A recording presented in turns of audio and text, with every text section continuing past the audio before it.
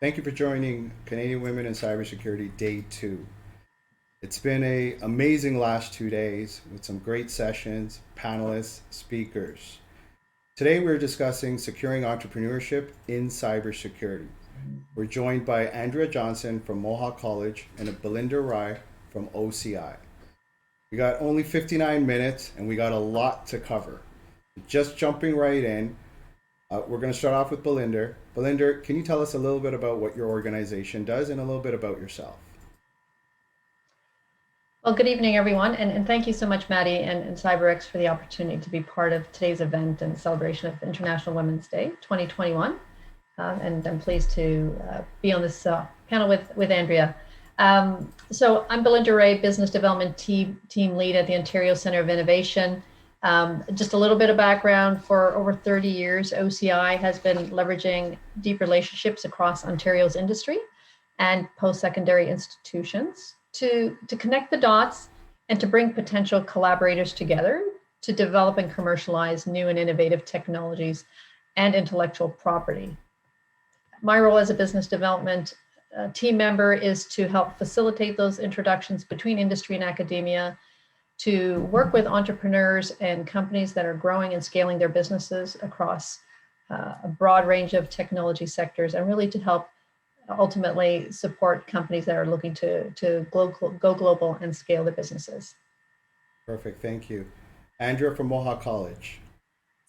Yes, I agree. Thank you so much for having me. I'm excited to be here to talk about entrepreneurship and cybersecurity. So I'm with Mohawk College, which is a community college based in Hamilton, Ontario, and I'm specifically with IDEAWORKS, which is our applied research department. Our applied research expertise is focused on connecting industry and entrepreneurs with specific expertise we have at the college in digital health, cybersecurity, AR, VR, IoT. And what applied research is about is it's about providing R&D support that you otherwise wouldn't be able to access because your company isn't at that stage where you can invest in full R&D department. So we provide that just-in-time support. And my role at the college as the manager of industry and community engagement is helping our industry partners understand and unlock opportunities, whether it's from funding or whether it's from specialized expertise that we have at the college. Very cool. So as you can see behind me, I'm at the Aurora Chamber of Commerce, and what's interesting across all municipalities, towns, cities across Canada, and even across the world, chambers of commerce are specifically designed to help organizations within that community. Prior to the session, I was standing outside watching the sun go down, and I was taking some shade behind a beautiful tree. Now that tree was planted many, many years ago that allows me to take shade from that tree. As an organization, and I'll direct this to Andrea with respect to Mohawk College, can you give me some examples of how organizations interact with Mohawk College in the early stages? Absolutely. So one key thing about the college expertise is that we have a wide range of expertise, and we also have a wide range of types of projects that we work on. We tend to work mostly with entrepreneurs that are a little bit past the startup. So you have your business plan in place, you have some funding, but you need specific technology support. So you would come to us for testing, for validation, for prototyping in software, hardware, or if you want to stress test your innovation against what's necessary in a specific industry, such as healthcare, if you're targeting cybersecurity in healthcare, or in the power grid with energy and power. And we do that by unlocking government funding, so we can leverage whatever smaller investment you have available to you as a new startup and connect you with government grants that can multiply that. And Balinder, a lot of times I get approached, whether in LinkedIn, social media, or even in person at events pre-COVID, and I get entrepreneurs always asking the number one question: what programs are available? How can we interact with the provincial government? Uh, Can you explain to me how OCI interacts with the academias or the colleges across Ontario and universities across Ontario? Sure. So similarly, we are also connecting with entrepreneurs on a regular basis, daily. So and no day is alike in terms of business development and the types of companies we're seeing and we're engaging with. So in terms of innovation and technology, OCI is sector agnostic. It's really about the opportunity to support a company, a business that's growing and scaling, looking at the stage they're at, understanding their needs, understanding what the market pull is for the technology that they're developing, understanding what their plan is to further advance that technology. So connecting them to an academic institution, a college or a university that could help with that research, because we do recognize that resources are limited for companies that are just starting. And really, it's about leveraging the expertise, in some cases, specialized equipment that resides in academia or that's available in academia, and also accessing talent, because that's a huge part of that industry academic connection, is really looking at how we can help bridge those gaps for companies that are looking to get those technologies to market and really accelerate the pace at which they could potentially commercialize that technology. So connecting into the ecosystem of researchers and the expertise and the resources that reside in academia is a big part of what we get to support at OCI and what we do. And Belinda, what are some of the trends you're seeing recently regarding applied research? Sure. So I think over the past year, as we've all seen with COVID, we've actually seen technologies that have been developed and deployed quite quickly. So kind of there's been an impetus for that to happen, but also there's been the opportunity, to actually focus on some R&D efforts by technology companies. So we've seen that with employees and companies working more remotely. The area of security has been extremely important in terms of cloud technologies that are being used more and more each day. And therefore, there's the requirement for a faster response on the cybersecurity front to really protect the systems that are being used. So we're seeing companies that are actually looking to accelerate some of their R&D activities to really address the challenges that we're seeing specifically in cybersecurity in this case. And Andrew, I got to ask you about IDEAWORKS. We have been engaged with Mohawk College for one of our programs called ICE VR, which is a virtual reality cybersecurity awareness training. Put on an Oculus device, and you provide security awareness training, just gamifying cybersecurity. So, two questions. First one is IDEAWORKS. What is IDEAWORKS all about? So IDEAWORKS is a centralized hub for innovation, for industry to access innovation and applied research. And I do just want to actually take a minute. I often forget to do this because, as all of you entrepreneurs in the audience know, you start speaking in your jargon and your language, and then you go home and realize that not everyone knows what a gazelle is or a unicorn. Applied research is specifically taking new knowledge, new technologies, and putting it to use within your company. So it's not about discovering necessarily new things in the universe, which is really something that universities really do very, very well. It's about looking at that new knowledge that was created and deploying it in a way that works specifically for you. So I just want to realize that I should always level set with applied research so we're all on the same page.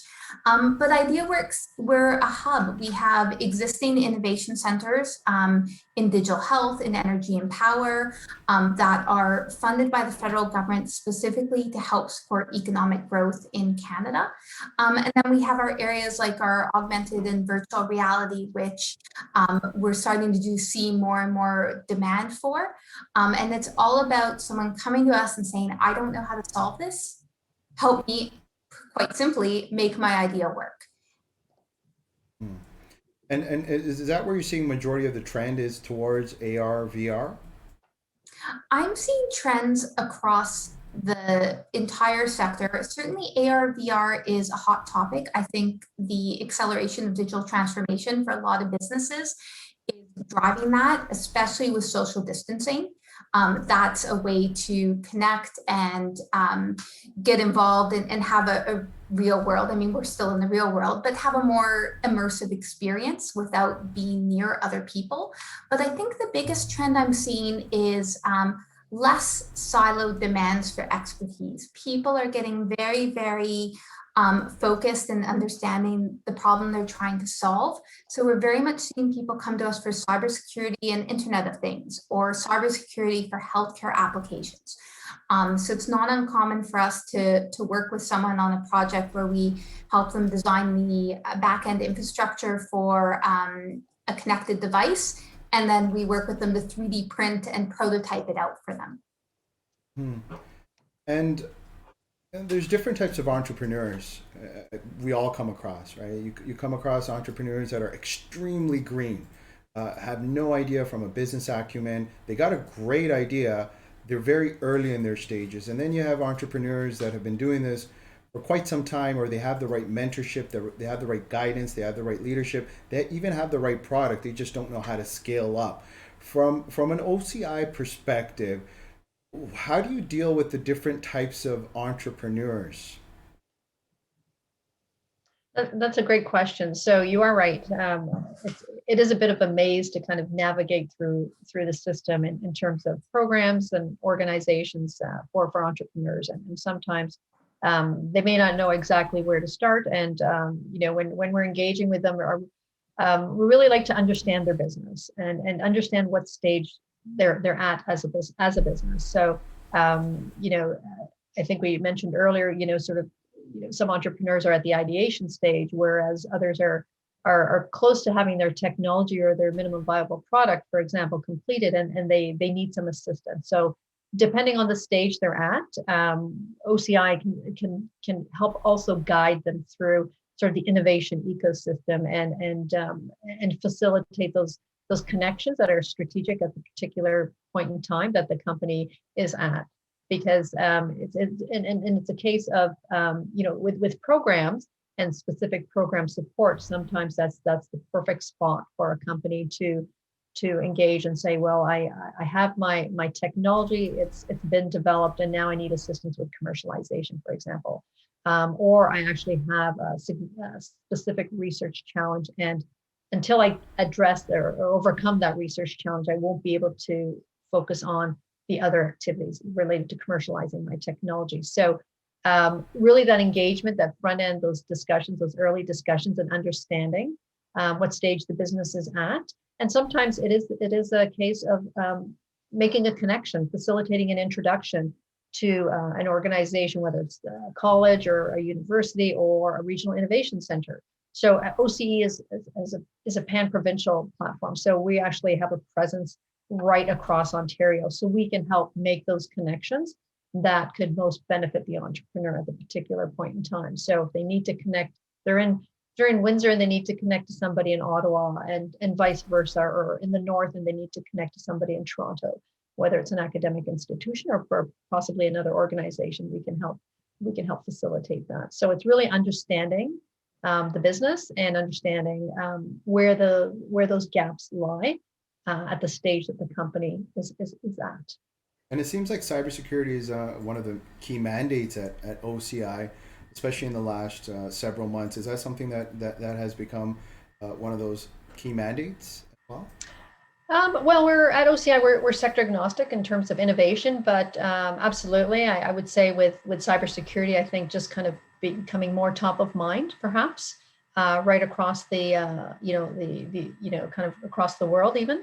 We're involved with the development and deployment or demonstration of cybersecurity applications, for example, drone technologies through 5G technology development and demonstration, through our connected an autonomous vehicle program, AVEN, because we know, cybersecurity touches on, or is a big part of cybersecurity is data, data privacy, risk assessment, and that comes in all forms in terms of sectors. So whether it's the automotive sector, whether it's the health sector, what have you, it's pretty, it pervades across, I would say a range of sectors. So absolutely, where innovation is happening and new technologies are being developed by those entrepreneurs. Absolutely, we're interested in helping them solve those challenges. And Maddie, if I could jump in and Please. further praise OCI, who's been a friend, I think, across the province to so many entrepreneurs and so many researchers and innovators. Their expertise, their network is instrumental, I think, to getting entrepreneurs started, to growing. And I think some of the things that Balinder mentioned about being sector agnostic, it's a very valuable lens to have someone on your side advocating for you, but then also taking that critical third party, not immersed in it, look at your product. You may only be looking at one opportunity to market your product. You may only be targeting one sector. And I think OCE does a great job of taking a look and saying, well, have you considered this? I have a connection here. Let me introduce you, or let me put you in touch with the right resources. And that's such a valuable thing with OCI. I'm a big fan. Can you tell? Yeah, no, and it's funny. I'm listening to both of you. You interchangeably use OCE and OCI. Just for the viewers, and I know you've been doing this for quite some time, so it must get a little challenging at certain times, just because they're two vowels that are very close to each other, and they both talk about excellence and innovation. Just for the viewers, Balinder, can you just explain the transition from OCE and OCI? Sure. So as I said, sort of at the start, we've been around for more than 30 years. So sort of Ontario Centers of Excellence or Ontario Center of Innovation now. This is our new brand, the new name, and we're very excited. And it aligns very, very nicely and very closely with the province's focus on innovation, on the acceleration of the commercialization of technologies. And so, yeah, that's kind of going forward our brand, and we're very excited. And I know it's probably going to take a little bit of time to make that adjustment. Even I occasionally, and say OCE, but absolutely we're excited. Right. Yeah. And Andrea, so let's just say I'm a entrepreneur, or I've got a great idea, zero business acumen, for example, just came out of college or university, wherever the case may be. Uh, got a really cool mousetrap when it comes to cybersecurity, for example. Uh, Guide me through the process that one would have to go through engaging with Mohawk College. So at Mohawk, we support both really true that early stage startups that you mentioned, and then we also support the more mature, they're almost at that scale up point. So if you are a new entrepreneur, recently graduated, you have a great idea, but not quite there with defining the value proposition, putting together your business plan, you get sort of, I guess, you get sort of embraced in the big hug of what is the Hamilton and Ontario entrepreneurship ecosystem. We would normally guide you to work with our regional innovation center. We would see, is there opportunities to engage with some of our entrepreneurship students or at our Center for Entrepreneurship to start crafting that value proposition. And so we would sort of support you and provide some advice about the market, but leave a lot of that business plan development to our partners at our Regional Innovation Center, in our case, which is Innovation Factory. And then as you grow, once you get that nailed down, because you don't want to quite move into prototyping until you're sure you've done all of your market research and you're aware of that. Then we start looking at what opportunities are there for funding help you build your prototype.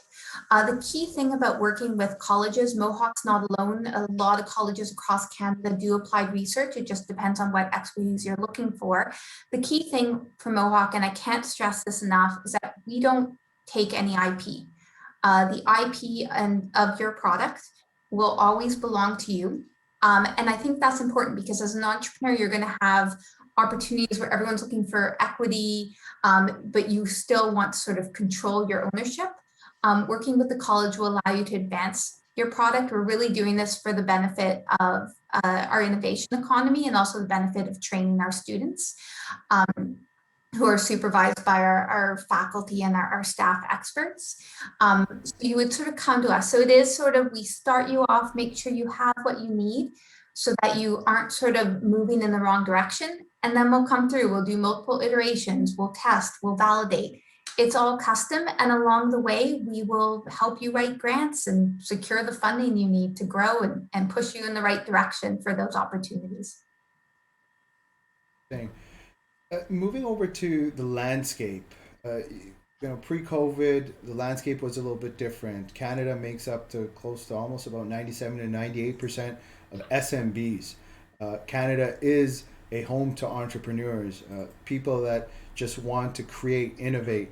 And ever since COVID, people have started to trend, leaving their current employment, working for someone, and looked at really driving a new thought process, which is entrepreneurship. What are some of the landscape telling us, or the trends what are they telling us when it comes to entrepreneurship, especially when it comes down to cybersecurity? Balinder? There are definitely there's definitely emerging interest, or perhaps more interest or increased interest in entrepreneurship. Absolutely, I think we've all seen that over the last year or so with COVID, because there are new opportunities, new market opportunities opening up as well. Some of the trends I think we're seeing in the area of cybersecurity relate to machine learning and artificial intelligence, which is becoming quite predominant and in terms of applications and across a range of sectors. If we look at sort of cybersecurity and connected and autonomous vehicles, we're looking at a very large sector, the automotive sector, smart mobility sector, and so there are a number of elements, whether it's related to hardware or security or data, but those elements and those sectors are actually opening up new opportunities in terms of what's emerging and what's potentially emerging from a technology standpoint. And I think we have such deep knowledge and expertise here in Ontario and right across Canada, and that whole focus around entrepreneurship and the opportunity to help drive some of those economic impacts within those sectors is pretty strong. And so it's been exciting to see, whether it's related to IoT or industrial IoT, any sort of cloud-related solutions. But there is a growing interest that we've seen, and new opportunities for economic benefit ultimately to those companies and to Ontario. You've mentioned the word market opportunities, new market opportunities opening up. Can you expand on that a little bit more? I think it's, companies are, in Ontario or just right across the world are focused on the global market in terms of what their potential market could be. So as we're seeing sort of, what's been happening around the world over the past year, reliance on systems, information systems and technology and technology has been driving the digital economy and the knowledge economy. And that's been really, I guess, I would say perhaps the impetus, or that's probably been driving entrepreneurs to look at how they can make a difference and develop solutions that probably maybe we may not have necessarily thought of just a few years ago, and going digital in terms of businesses. And how does OCI help with scaling up across the world? So our focus is on helping the Ontario companies. So helping them grow and scale their businesses is ultimately to help them go global as players in a particular market. So our our programs and our connections into the ecosystem are focused on growing or nurturing the businesses as they start, obviously starting small, and then helping them scale and accelerating the commercialization of their technology to help them, for example, in some cases, demonstrate technologies effectively with receptor organizations as through our AVEN program. So potentially, looking at strategic opportunities for companies to be able to more quickly get their technologies into the market. Ultimately, I think all companies, when they are looking at sort of growth and opportunities to create jobs and to grow their businesses, many of them have that lens of sort of that global view in mind, ultimately. And I'm going to focus a little bit on what not to do. A lot of times entrepreneurs make critical mistakes that set them back maybe months, weeks, maybe even years, or maybe even to a point where they're not able to proceed further. In your experience, Andrea, what would be your advice to entrepreneurs on what not to do or what to look out for before they approach an idea or before they approach, for example, Mohawk College? So I would give two pieces of advice. The one is some advice that every entrepreneur will probably hear several times throughout the process, which is love the problem, not the solution. Don't get so enamored of your solution as being the only situation that you don't consider all the nuances, that you don't consider all of the opportunities for growth. The second thing I would say is I think it's important to think about scaling. So when you're designing your business plan, think about always, think about how you can support 10 clients, 100 clients, 100,000 clients, but also don't lose focus and spread too fast, too soon. Remember that your market doesn't have to be everyone at the first point. You can add new segments to your product. You can expand it. There's ways that you can grow, and keep that in mind.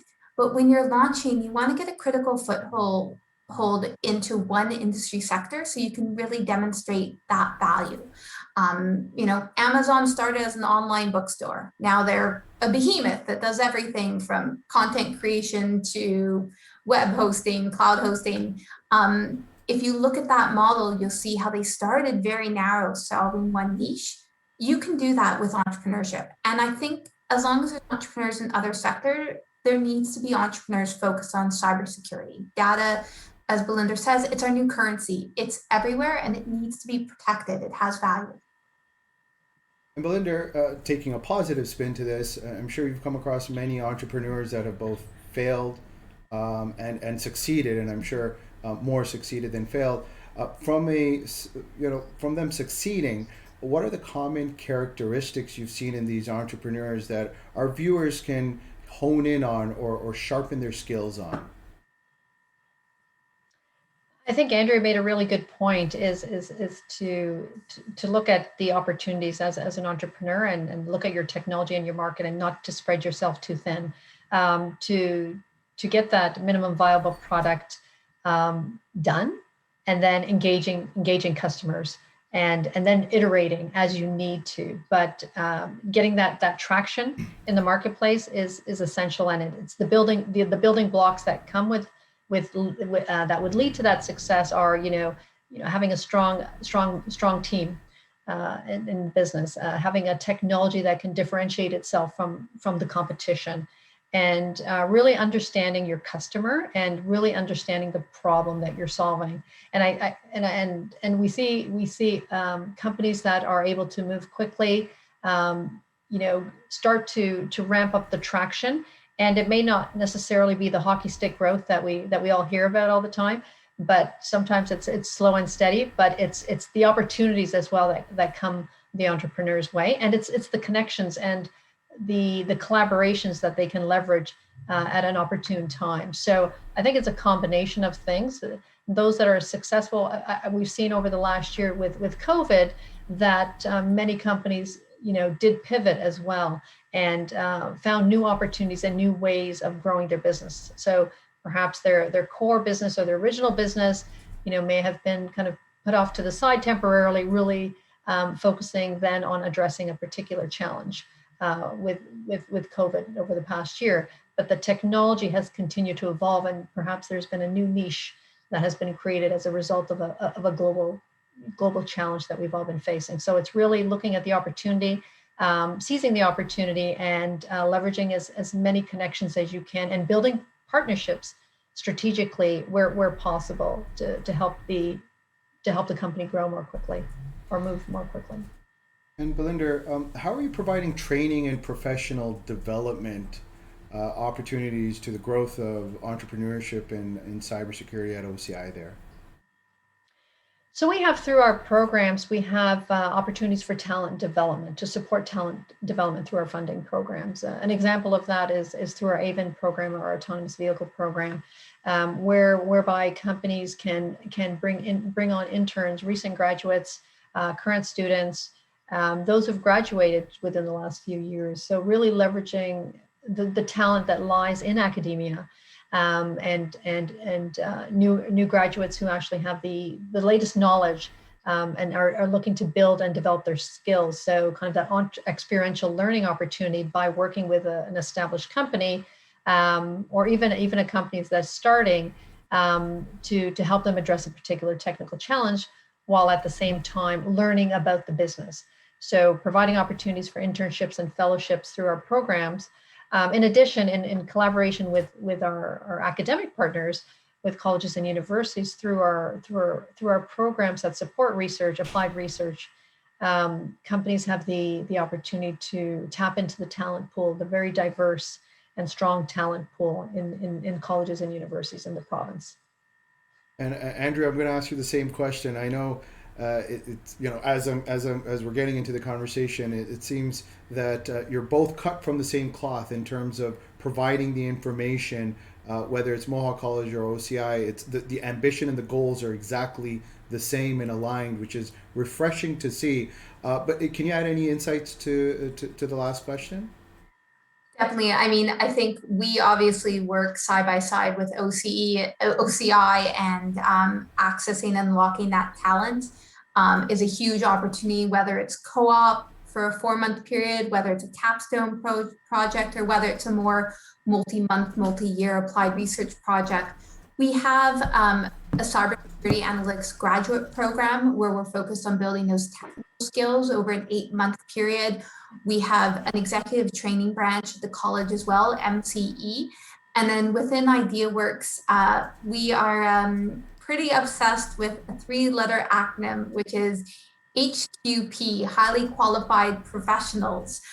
So a lot of what we do through our research and through our events and our webinars is focused on that training opportunity, where we're connecting entrepreneurs, innovators, corporate innovators, entrepreneurs as well, to specific expertise. And I think that training and education, it's in our DNA as a college, and we're going to provide that at every single opportunity. Similar to OCI, we're sort of vendor agnostic as well. We aren't advocating for anything in particular.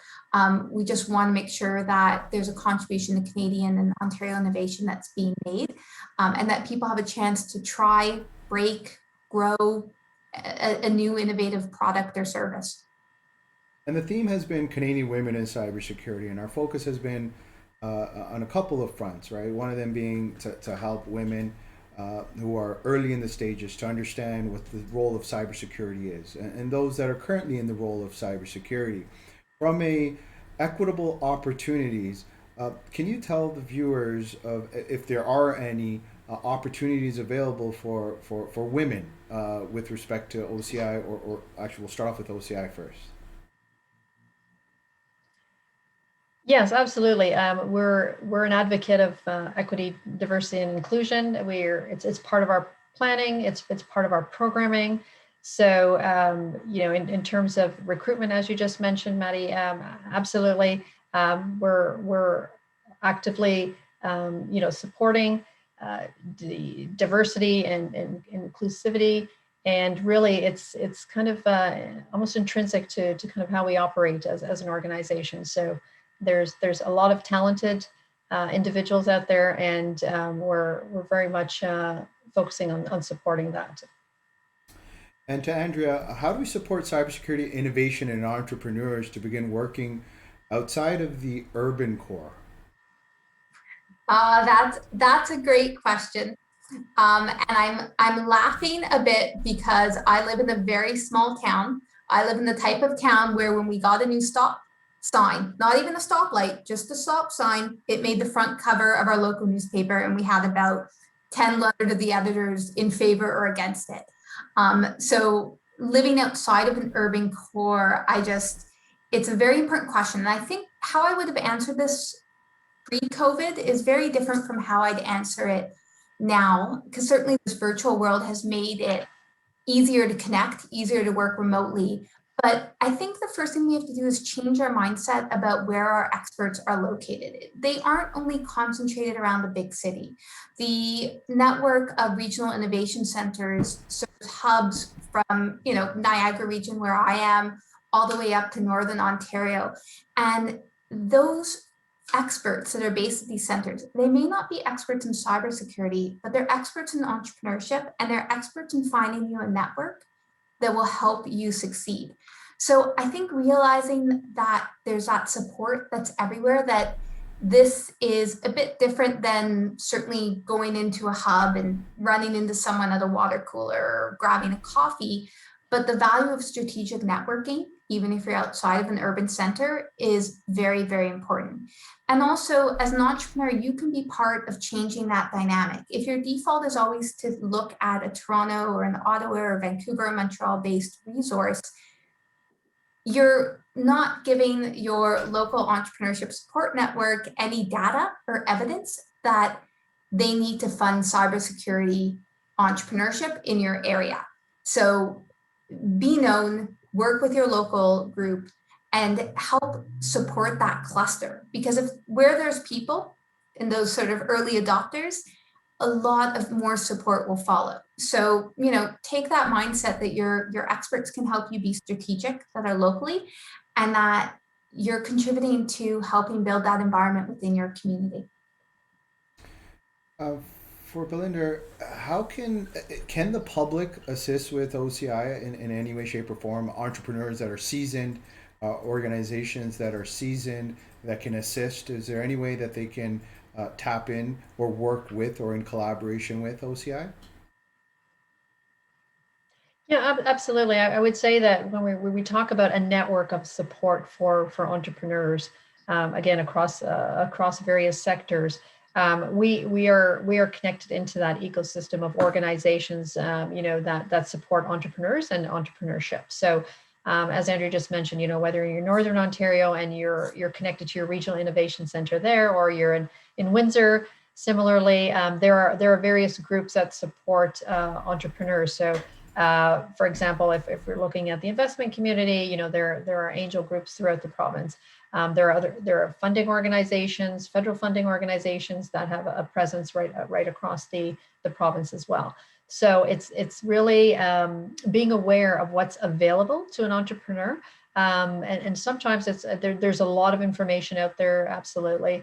There are numerous events that one can attend, and there are numerous websites that one can visit. Doing a little bit of homework in terms of what your business's current needs are, and the type of individual or the type of organization you would like to connect to is important and is key. And we can help there in terms of really understanding at what particular juncture would it make sense, for example, to introduce an organization to an entrepreneur or that type of organization. So, for example, business and advisory services that are really, the strength of a regional innovation center, are key for an entrepreneur to be aware of. But it's really, as much as possible, making them aware of what's available and who to turn to at what particular, part of their journey they're in, because it really is a continuum. Yeah. So if at the front end, if it's more focused on R&D and developing your technology, that's sort of the investment community, maybe a little further down the continuum in terms of a connection or possible connection. But it's good to be aware of what that continuum could look like for an entrepreneur. Question for both of you. From a diversity standpoint, you are both women leaders in a critical sector of the economy. How do you continue to champion for such diversity? Andrea first. So I use my voice whenever I can to advocate for diverse participation in all of our actions. So I'm very privileged that equity, diversity, inclusion is a Mohawk commitment, a Mohawk priority. We're part of a federal pilot program called the Dimensions Charter, which focuses on equity, diversity, and inclusion in research. So I'm empowered both by my personal belief and also by my organization's sort of priorities to actively say we need a diverse panel, we need a diverse advisory board, we need to target more women, or we need to target more Black, Indigenous, people of color to access our services. And I think for me personally, there's a huge difference between focusing on what it's like to be a woman in cybersecurity or manufacturing versus being a woman talking about cybersecurity. One feels very much like tokenism, let's get a woman on our panel. The other is really specific and strategic amplification and finding interesting stories that aren't being heard because it was easier to go to your network and your network at that point wasn't as diverse as you'd like it to be. So this is I realize a privilege I have. I do have to acknowledge to be able to be a champion because I have an employer that shares that same priority. I'm coming in a position of being a white woman, so I can sort of go out there without, question and champion this diversity and call out when I see not enough diversity on the panel. But it's a privilege I'm right now trying to use to help as many as women as possible get access, get comfortable, and unlock their innovative potential. Balinder, I would love to hear. I would love to hear your point of view on this as well. Yeah, I mean, diversity and inclusion, I think they make for a much stronger organization, a more vibrant organization, and we're seeing, the benefits that can result from diversity through new perspectives, new experiences, and new ideas coming to the table. So, as I said earlier, at OCI, we're an advocate of equity, diversity, and inclusion, and we work with our stakeholders in the ecosystem and to look at equal opportunities. We also have an EDI committee at OCI, so really looking to continue to foster diversity and inclusion, and really engage our partners in that as well, and our stakeholders. And it's interesting because I just listening to Andrea. So having the voices at the table is really important. Being inclusive and really, again, ultimately, I think the benefits will be obvious and evident at the end of the day. So, and it's providing opportunities where perhaps those opportunities didn't exist. So it really is. It is a team, and it is a team effort and a collaborative effort. And that focus on diversity and inclusion is really important. Thank you. So we're about 50 minutes away, but we do have a couple of more questions that I wanted to get into. And this was more from a scaling up standpoint. So an entrepreneur's got a great idea. They've gone through the process. They've built out great product. They've gotten the support. And now it comes to one of the biggest challenges with every single entrepreneur, and that is selling. What part of the process, or how much is OCI involved in the sales outreach and assistance in really developing and generating revenue? Yeah, I mean, through our programs, we're able to support commercialization of technologies, and commercialization activities, comprise many different things.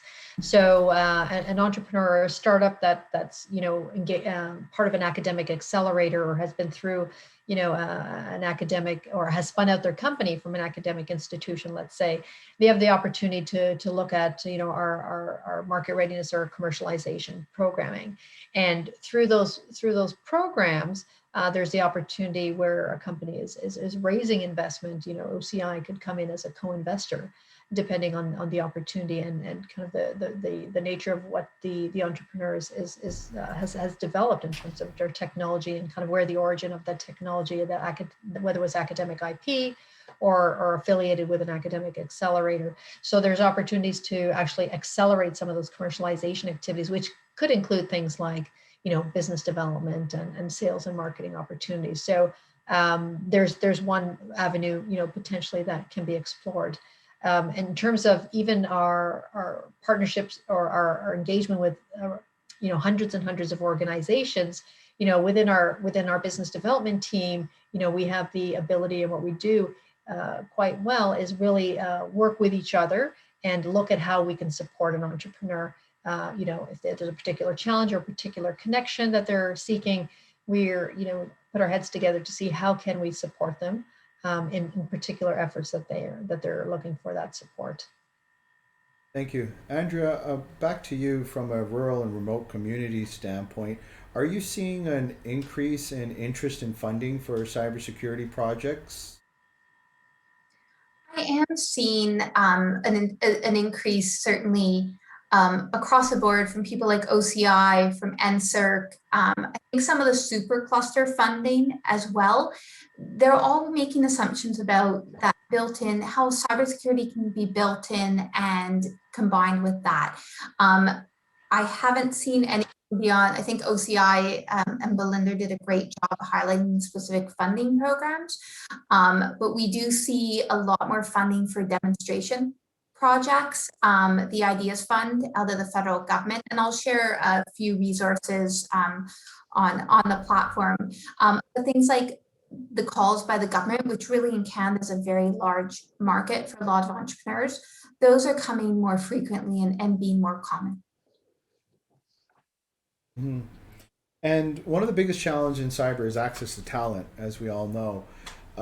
How do you, guide me through very high level on the process, Andrea, on organizations as they're scaling up and as they're building, and you identify, hey, you're going to need this and this person. How much is the college involved from a faculty standpoint, and how much is it up to the entrepreneur to really fill those gaps? We work side by side with companies that come to us and look for talent.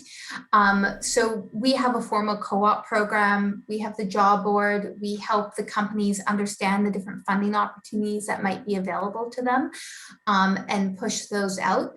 We also, try to give you early access to talent. And I think cybersecurity, we just introduced our cybersecurity program a year or two ago. So it's still fairly new as a specialized discipline. So you're starting to see different ways that you can pull from existing programs and existing graduates in networking and computer technologies. And generally, a specialist at the college will be well positioned to help you identify the skills that you might need, and help you refine that. I certainly think when you work with a college on an applied research project or a capstone project, you're getting that early access to audition talent, especially right now in the additive manufacturing, the industrial 3D printing sector. All of our grads that come and work in our labs are employed by one of their project partners. They graduate and they're scooped up. So I think that opportunity is there. And I think this is a theme that I think Balinder and I have both been talking about and sort of circling around. There's no front door as an entrepreneur to getting in and accessing expertise, talent, specialized research, or anything like that.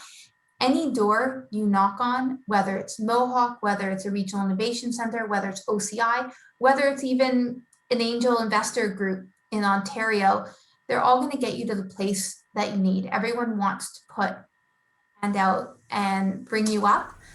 So I think it's important to just knock anywhere, make one contact, and ask for help. And Linda, from your standpoint, just got a question here on COVID-19. Any organizations that have innovative projects with respect to COVID-19, what is available from an OCI standpoint to assist those entrepreneurs?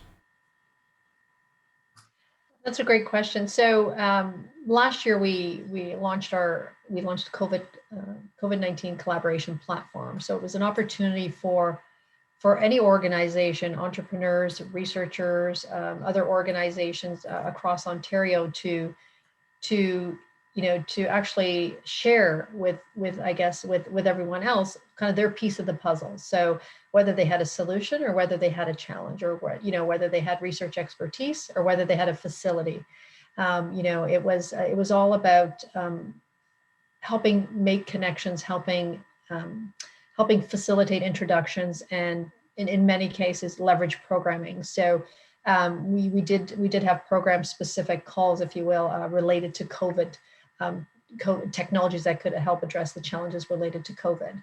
So if there are solutions, if there are companies today that have those technologies, that have those solutions, we'd definitely be interested in hearing about them and understanding, what's the next step for that company with respect to, perhaps deploying the technology, or iterating on the technology, or enhancing the technology. Really understanding what their opportunities are related to the particular technology that they've developed or are thinking about developing. Okay. And Andrea, one of the things that Mohawk College is very well known for is having industry-leading equipment and comprehensive facilities. With COVID and the ability not to access those, what are entrepreneurs doing that are in this situation right now? So it certainly changed the way that we worked, especially with sort of limited access. Now, for us, a lot of our equipment is either in the cloud or it's available digitally, so our team can access it working remotely. And we do have special permission to pursue applied research that may require access to our facilities. So if you're an entrepreneur looking at cybersecurity in energy and power, looking at threats against the power grid, we still have access. We have a research lab that's in a decommissioned substation. Our research team can still go there and help sort of do that stress test and that validation of the product. It certainly has changed a lot of ways of working, but also it's, especially in the cybersecurity world, I think it's sort of put an interesting spin on everything at the same time. Got it. And I have another question here, Balinder, with respect to accessibility. What does OCI have in place from individuals or entrepreneurs that from an accessibility issue? Just so I understand your question, just in terms of people with disabilities. Yep. Yeah. Okay. So yeah, absolutely. So we work with entrepreneurs. We work with entrepreneurs, period, I guess. So absolutely. I mean, from a facility standpoint, all our facilities, our offices are accessible, fully accessible. We would absolutely be interested in hearing about what entrepreneurs are working on right across the board. Okay. And we have about 7-8 minutes left, and I wanted to go into some of the last final questions, more a little bit nitty gritty. I know our viewers can visit Mohawk College and reach out to Andrea and Balinder as well through OCI. But just very quickly, from a high level standpoint, current initiatives or funding programs that are available. Andrea, we'll start off with you. Sure. So right now we try to get as many people started with some great NSERC funding. Depending on their stage, there's funding for about a 6-month research engagement to leverage some of your investment. We also look for some OCI program funding as well. I'm really excited. We still have some funding available from the Southern Ontario Network for Manufacturing Innovation as well, so if you're looking at cybersecurity for manufacturing and IoT, that's available as well. And if you aren't a client of NRC IRAP, I would encourage you to become a client because then you can look and unlock some of those industry engagement. And also certainly there's MyTax as well that you can look for. Everything's very customized. So we sit down with our potential partners and we look at the funding that works best for you and support those grant applications. And from a financial standpoint, from a funding standpoint, from a dollars and cents, is there a range that entrepreneurs can sort of look at that this, I know one size doesn't fit all, but is there a range of some sort? We've worked on projects through OCI that have been supported for about a $10,000 match on a $2,000 investment by the entrepreneur, all the way up to projects that are several $100,000. I would say as a starting point to start really leveraging the matches, it's normally about 4 to 1 is often that common number I see. It really depends on the granting program. You do, the college work, because we employ co-op students, we consume materials and things like this. It's not free. And that's a good thing because you get the quality that you put in knowing that these experts are dedicated to your work. If you're really early stage and you're just fleshing out your ideas, there's some student capstone projects, things that are more student driven instead of supervised by professionals. But it really just depends on your stage. And you know what? Sometimes the advice is free. Sometimes you call us up, you say, I'm looking at cybersecurity in healthcare. Am I on the right track? I'm on the right track. We're part of that community supporting innovation. We'll have that chat. We'll point you in the right direction. Got it. And from an OCI standpoint, if you can just very quickly, I know we have about 5 minutes, but any current initiatives or funding programs or opportunities that are top of mind right now would be greatly appreciated for a lot of the entrepreneurs that are online watching. Sure. So I mentioned earlier we're doing a lot of work in 5G. So we have a partnership with Encore, and we're working with very large anchor firms, Ericsson and Ciena. We're looking at companies that have 5G on their roadmap, on their product roadmap. So obviously pre-commercial technologies, but focused on helping companies develop and test out those technologies and 5G infrastructure on a test bed. So it's an innovation platform as a service. So if there's a 5G play for an entrepreneur, we should definitely connect and follow up on that. And that has to do with, I guess, communities, health, transportation, right. cities. It could be smart cities related. It could be autonomous vehicles. It could be health tech. It could be remote surgery. If we're looking at issues around latency, bandwidth, edge computing, those all fall within kind of that bailiwick. With industry and academic collaborative research programs, as Andrea mentioned, we work with all the colleges and universities to help companies tap into the talent and the research expertise in academia. So our Voucher for Innovation and Productivity program can support small projects all the way up to very large projects in the $100,000 range, where companies are matching the contribution. There's also the ability to leverage our NSERC partnership. So we have a partnership on the colleges side with NSERC as well as on the university side. And similarly, or on top of that, through our Autonomous Vehicle Innovation Network, AVEN program, if we're looking at technologies that are related to connected vehicles, autonomous vehicles, communication between vehicles, communication between infrastructure. Obviously, cybersecurity is a big part of kind of the connected and autonomous vehicle sector. So we have programming available as well in that space, as well as our Next Generation Networks program, which allows companies to leverage high-speed digital infrastructure to really accelerate the commercialization of their technologies.